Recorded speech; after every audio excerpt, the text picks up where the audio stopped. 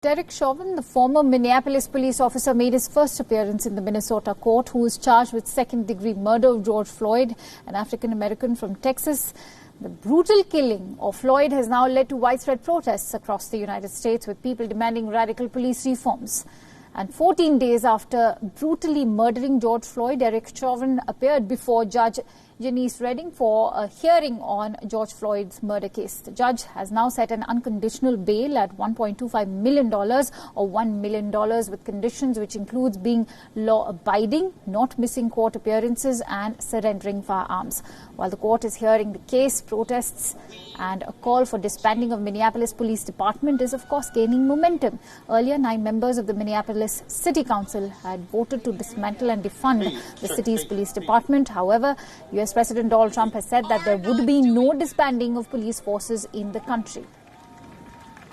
Jacob Frey, the mayor of Minneapolis, also tried to pacify angry protesters and assured them of police reforms, but the mayor opposed the idea of dismantling the department and instead insisted that the police department continues its functions in order to maintain law and order in the city.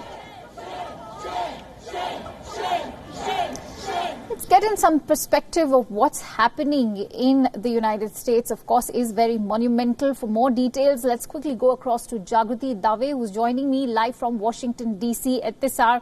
Let me begin, Jagriti, with George Floyd's burial, which is all set to take place today. Houston is preparing to bid a final goodbye to Floyd. Do share details of the burial.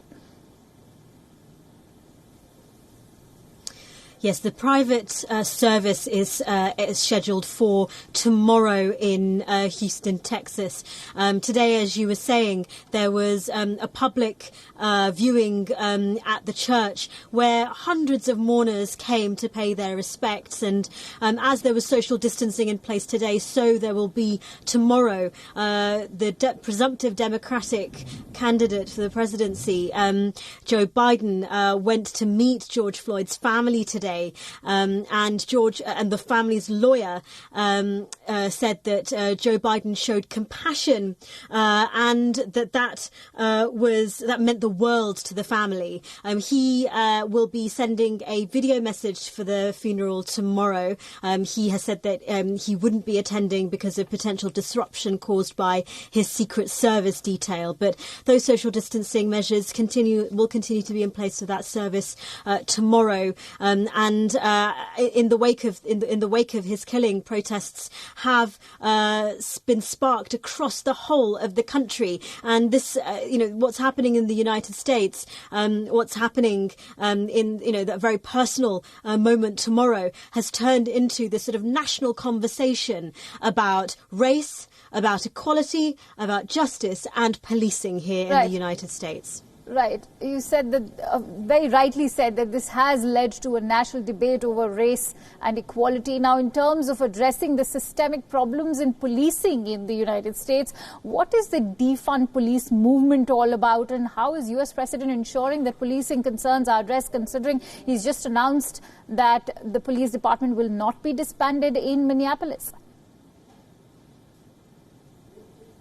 So the defund the police call, it's a rallying call that many protesters are saying and talking about. Some progressive Democrats are also in favour of. And this is effectively, it can mean many things, but very broadly, it can mean taking funds away from the police and giving them to other services. So instead of giving money, instead of budgets being skewed, which many see is skewed in favour of police services as opposed to, say, mental health services or youth services, some of the money that goes to the police should go to those other services. And that is what those lawmakers that is what the New York City Mayor, Bill de Blasio, has suggested that he has pledged to do, to cut police funding and transfer some of that money to social services and youth services. Now, it doesn't necessarily mean to abolish the police force, although some people some people are calling for that too. But really, defund the police, it's a very broad definition. It could mean many different things.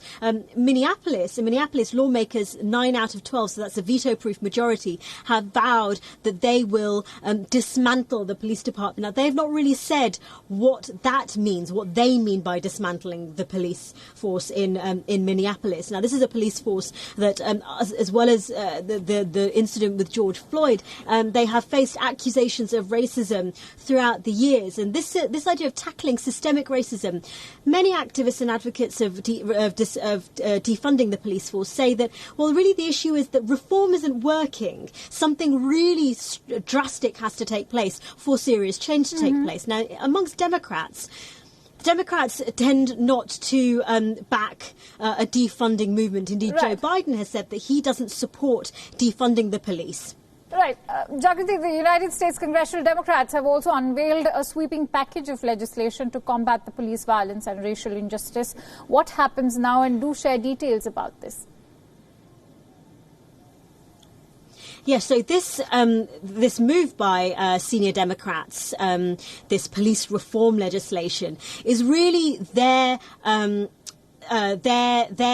move to enact wide sweeping reforms within the police force. So they are suggesting things like banning chokeholds, banning other restrictive measures by the police, trying to make reforms rather than, again, the defunding movement. They will make it easier for victims to sue police officers who've been accused of misconduct, for example. Those are some of the measures that are included in this bill. Right, Jagriti, thank you so much for sharing all those details and adding perspective to this new story. We'll keep coming back to you as and more developments take place.